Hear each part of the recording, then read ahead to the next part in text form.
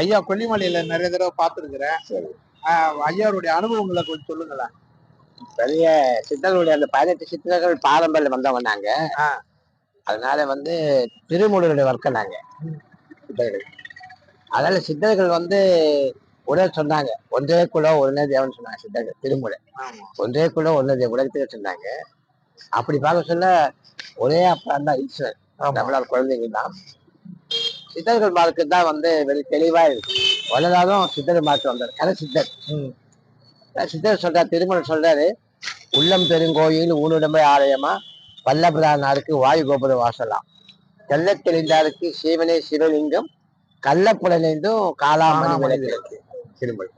அப்புறம் சொல்றாரு, சித்தர்கள் பாடுறாங்க, கோயிலாது ஏதடா குளங்களாது ஏதடா, கோயிலும் உம்முள்ள குளங்களும் உம்முள்ள நமக்குள்ளதான் சித்தர்கள் பாடுறாங்க. 40 முக்கோண மண்டபமா, 40 முக்கோண மண்டபமா, வீடு நடுவில் இருக்கிறதா சிங்காரம், பார்ப்பது சக்கர கோட்டையிலே இந்த பதி இருக்கிறார் ஞான பெண்ணு. 43 கோணமா அந்த உடல். இதை வச்சுதான் கோயில் கட்டிருக்காங்க. பார்த்து ஆங்கிள் ஸ்ரீ சக்கரமே நம்ம உடல். அப்போ கண்ணாலே மன கண்ணாலே அதை கண்டாலே வழிந்தாலே பெண்ணா அசைதனை அதைக்கு தேடி பாதடி ஞான பெண்ணு. சூடாமல் வாழை இருக்கிறதும் பல சித்த சிவனுக்குள் ஆனதினால் வீடாமல் வாசி பழக்கத்தைப்பால் மேல் வீடுகான் அல்ல ஞான பெண்ணு. வாசி தான் முக்கியமான சித்தர்கள்லாம். வாசி யோகம் தான். திருமணம் 10 ஆண்டு வந்தாங்க, அகத்தியர் 10 ஆண்டுக்கு மேல வாழ்ந்தாங்க. எல்லாமே இந்த வாசி யோகம் தான். இந்த வாசி என்பது ஒரு நாளைக்கு 21,500 சுவாசம் ஓடுதுமா. இந்த 21,500 சுவாசத்தை நம்ம கவனிச்சோமா, கோபத்திலும் சண்டையிலும் அதிகமா வீணாகுது. கோபத்தினாலோ காமத்தினாலோ வாழும்.